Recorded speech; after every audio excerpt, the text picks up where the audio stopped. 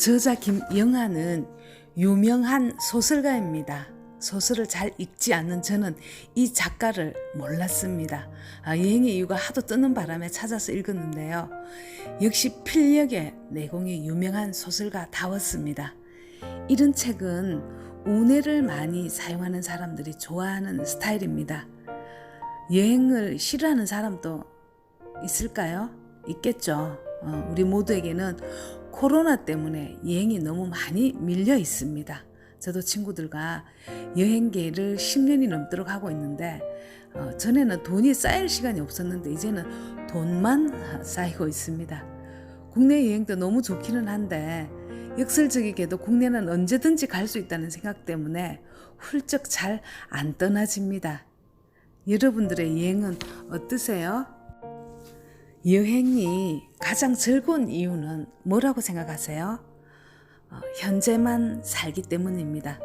누가 여행까지 가서 과거를 후회하고 미래를 미리 당겨서 걱정하고 그렇진 않잖아요. 여행은 오직 현재만 살기 때문에 행복한 겁니다.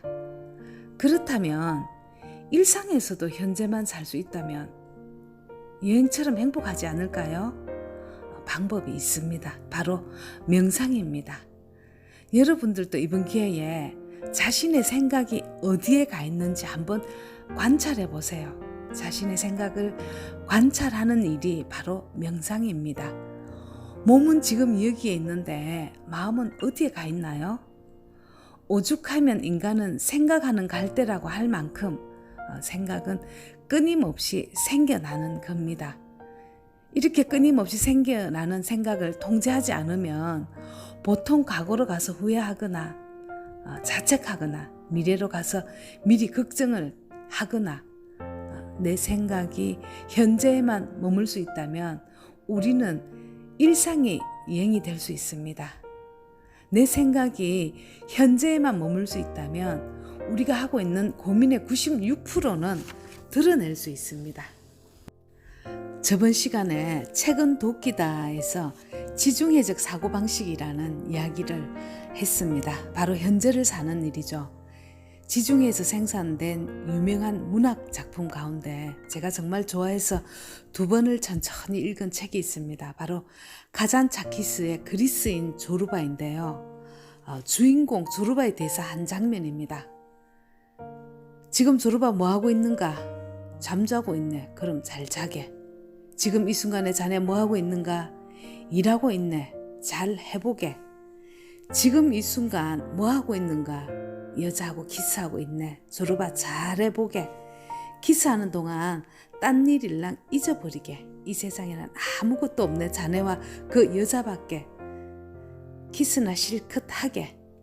현재에 몰입하는 것, 이게 지중해적인 사고방식입니다. 그렇다고 미래 없이 현재만 막 즐기고 살라는 뜻은 전혀 아닙니다.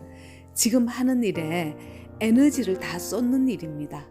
몸은 여기에 있는데 생각이 다른 데 가 있다는 것은 보일러로 치면 어딘가에 새고 있다는 증거입니다. 밥 먹을 때 밥만 먹는 일, 설거지 할 때는 설거지만 하는 것, 이게 쉬운 것 같지만 돌을 닦는 일입니다. 물론 훈련을 통해서 가능한 일이 됩니다. 여행의 이유를 들고 와서 제가 지중해까지 너무 멀리 다녀왔죠. 어쩌면 책을 읽는 일도 사람을 만나는 일도 다 여행이 아닐까요? 이 책 2번째 페이지에 보면 저자가 푸동공항에서 추방될 때 왕복 표를 끊고도 남을 돈으로 편도항공 티켓을 끊는 장면이 나옵니다. 이게 현금으로 결제하는 것을 내가 고통스러워한다는 이야기가 있는데 이건 뇌과학적으로 증명된 일입니다. 자본주의는 결제의 고통을 줄이는 방법으로 진화를 해왔습니다. 생각해 보자고요. 우리나라는 80년대 말 일반인들에게 신용카드가 발급되기 시작을 했는데요. 지금 어떤가요? 카톡 결제 너무 편하죠? 홍채 결제라 해서 눈만 깜빡거리면 결제가 되는 시스템도 있다고 하네요. 심지어 미국의 아마존은 어떻게 하면 고객들의 결제 고통을 줄여줄까 고민을 시작으로 회사의 매출을 극대화했다고 하네요. 여기서 결제의 고통을 줄인다는 것은 소비를 더 많이 하게 한다는 이야기입니다. 우리의 무의식을 이용한 마케팅, 자본주의에 사는 우리들은 우리도 모르는 사이에 마케팅 당하고 사는 거죠. 여행담은 인류의 가장 오래된 이야기 형식입니다. 지금도 여행기가 꾸준히 읽히는데요. 그 옛날 우리에게 잘 알려진 동방견문록을 쓴 마르코 폴로는 13세기 베니스 사람이었습니다. 유럽 사람이 동방에, 그러니까 중국이나 인도로 무역을 하러 와보니까 자기가 살던 곳하고는 자연환경이나 풍습, 문화, 사람 이런 것들이 엄청 달라 있었겠죠. 인쇄술이 발달하지 않아서 손으로 베낀 책이었는데도 그 당시 엄청나게 베스트셀러가 되었다고 합니다. 인간은 본능적으로 모르는 세계에 대한 호기심이 강렬하잖아요. 저도 처음 서유럽에 갔다가 기절해서 집에 못 돌아올 뻔했잖아요. 우리가 소설이나 드라마에 빠지는 것도 결말이 뻔하면 흥미를 못 느끼잖아요. 반전에 반전을 기하고 예측 불허하는 이야기에 빠져드는 인간들의 심리를 자극하는 것을 저자는 추구의 플롯이라는 표현을 했습니다.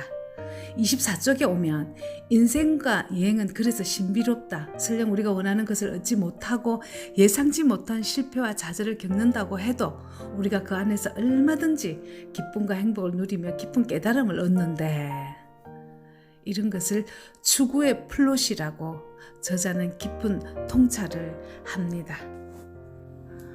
트래블이 여행이라는 의미로 처음 쓰이게 된 것은 고대 프랑스 단어 트레바리에서 유래했는데요. 이 단어에는 현재 우리가 여행하면 떠올리는 즐거움과 해방감 이런 것은 들어있지 않다고 하죠. 노동과 수고, 고통 이런 부정적인 의미, 심지어는 목숨까지 걸린 문제였죠. 이동이 불편하던 옛날에 여행이란 자기가 태어난 곳에 머물지 못하고 타향을 헤매는 것은 공동체에 거부당한 사람들이 겪는 불행한 운명으로 여겼다고 합니다. 19세기만 해도 여행은 아래 사람들에게 시켰다고 합니다. 목숨을 걸어야 하는 위험이 딸랐으니까요. 우리는 정말 좋은 시대에 사는 겁니다. 무형의 자산을 가진 사람들은 어딘가에 붙들려 살 필요가 없잖아요. 그래서 요새 노마드족이라는 말에 많은 사람들이 환호를 하고 있는 겁니다. 옛날에는 유란극단, 이야기꾼, 영화 수편제도 장터를 따라다니며 먹고 살았잖아요. 노트북 하나 들고 책 몇 권 들고 집을 떠나서 살아보는 거. 그래서 글을 쓰고 그 글을 돈으로 바꿀 수 있는 삶이 제 꿈입니다. 여행하는 인간을 호모 비아토르라고 합니다. 인간은 끝없이 이동을 해왔고요. 그 DNA가 유전자에 새겨져 있다고 합니다. 한번 상상을 해보자고요. 무한한 우주가 있었습니다. 우주가 대폭발을 해서 지구가 생겨났겠죠. 거기서 미생물이 생겨나고 벌레가 생겨나고 곤충이 생겨나고 파충류가 생겨나고 그렇게 쭉 생겨나서 요 인원까지 오게 됩니다. 우연히 유전자의 변이가 일어나서 유인원과 인간이 분리되었겠죠. 실제로 유인원과 인간은 DNA 98%가 일치한다고 합니다. 우연히 2%의 변이에 인간이 생겨난 거죠. 초기에 인간은 너무너무 작았답니다. 근데 다른 짐승들처럼 뭐 발톱이 있는 것도 아니고 강한 이빨이 있는 것도 아니고 뿔도 있는 것도 아니다 보니까 나무 위에서 살았는데요. 땅에 내려오면 짐승한테 잡아 먹히니까요. 나무에서 내려온 인류는 끝없이 뛰었다고 합니다. 사냥을 위해서 뛰었고 먹고 살아야 하니까요. 호모사피엔스가 맨 처음 아프리카 동부에서 발현해서 전 세계적으로 퍼진 것만 봐도 인간의 지구력과 이동력은 상상을 초월하죠. 오로지 두 발로 걸어서 이동한 거잖아요. 유전자에 새겨진 이동의 본능, 그 당시는 여행이 아니라 어디로든 움직여야만 생존할 수 있었던 인류가 현대에 남긴 진화의 흔적이 여행이라고 합니다. 사람과 사람이 살아가려면 타인의 환대가 필요하고 적절한 장소도 주어져야 합니다. 그런데 조선시대 백정, 그 다음에 20세기 초 유대인들, 1960년대 이전에 미국 남부의 흑인들은 환대는커녕 공적인 장소에서 배제되거나 추방이 되었습니다. 인생이라는 여행은 먼저 도착한 이들의 환대에 의해서만 시작될 수 있다고 저자는 말합니다. 우리가 작은 모임을 하나 만들어도 서로 환대, 반겨주고 신뢰가 필요하듯이 우리 인생 전체가 환대와 신뢰를 바탕으로 하는 여행이 아닌가 생각을 해봅니다.